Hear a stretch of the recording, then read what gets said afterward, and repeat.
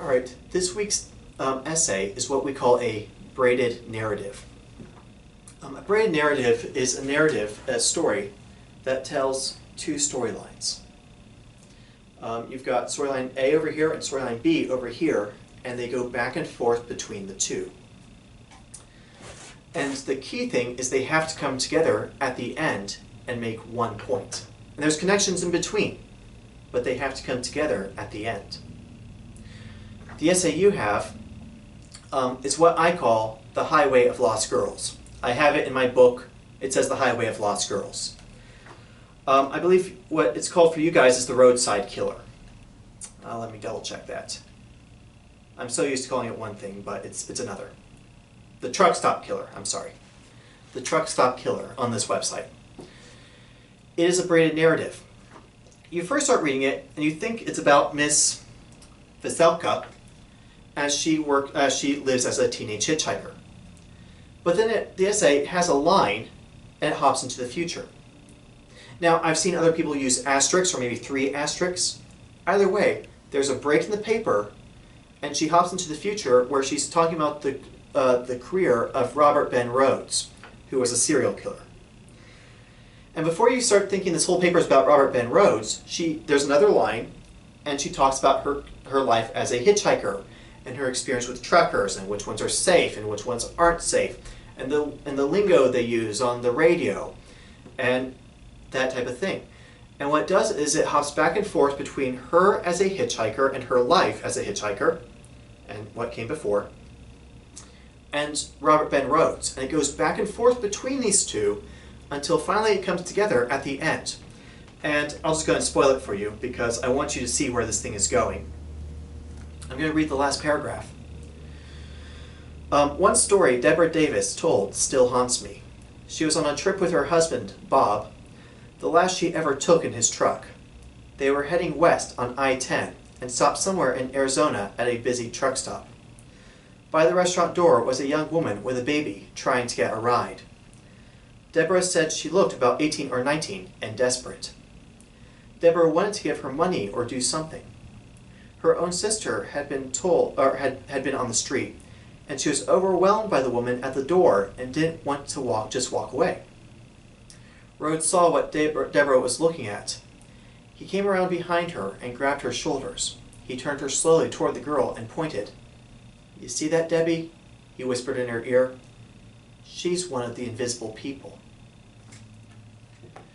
This essay is not about Robert Ben Rhodes. This essay is not about the author, the narrator, as a hitchhiker. Both of those things are there, and we go back and forth between them. But what it's really about is invisible people. And I'd say along with it, although it's not explicitly said, is a call to action. Pay attention to the people we overlook. How do we treat them? How do we think about them? That kind of thing. All right, so here's your assignment for this week. I want you, there's a discussion box down below this video. And I want you to think about, what if you took your 2-page paper and you made it into a braided narrative? What other story would you combine it with? When I think of a braided narrative, my mind goes to a couple of different things. I actually was given a similar assignment, write an essay similar to this one. I wrote an essay called The Hotel of Lost Souls. It was about my time with a guy named Barry, who was what we call an evangelist. He did a lot of social work with the poor, he gave away a lot of food. My time with Barry, hanging out with him in his car, just having a conversation with him. And then my time with something called the Hotel of Lost Souls. And how the two stories came together at the end. I wrote an essay and then I realized it could be a book. So I might still publish that someday. It's on the back burner. But the other thing I think of is, earlier this semester, I was told, "Hey Quint, can you have an essay ready for us by afternoon about COVID-19 by 12? And I said, sure. And I thought about it, and I typed up an essay juggling Jewish holidays, particularly two holidays called Pesach and Shavuot, and COVID-19. You might hear that and think, how in the world do those two things connect? And the answer is, well, they connect pretty well. And we just brought it together at the end. And I think that is getting published sometime this week.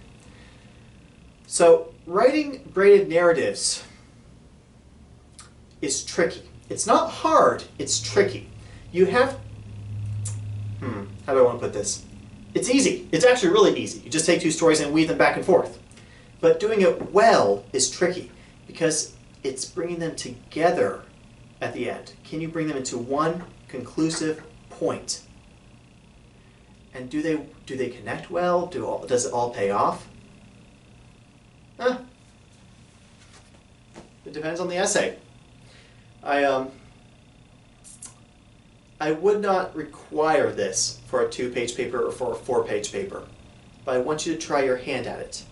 And if you like, you may write a braided narrative for your 4-page midterm. I will allow it. I'd really be interested in seeing what you could do. The only thing is, with a braided narrative, you have to be very clear where are those breaks. So in this essay, we have a line. And I told you I've seen asterisks. You just have to indicate where are the breaks in your essay. Make it visible, make it obvious. The other thing is you can't waste space, you can't waste paragraphs. They have, you can't just say, well, I'm going to tell a story and then just break it up with lines. Every single section has to connect in some capacity with the one before and the one after it, or at least it has to have some payoff. So once again, doing it well is different than just doing it at all.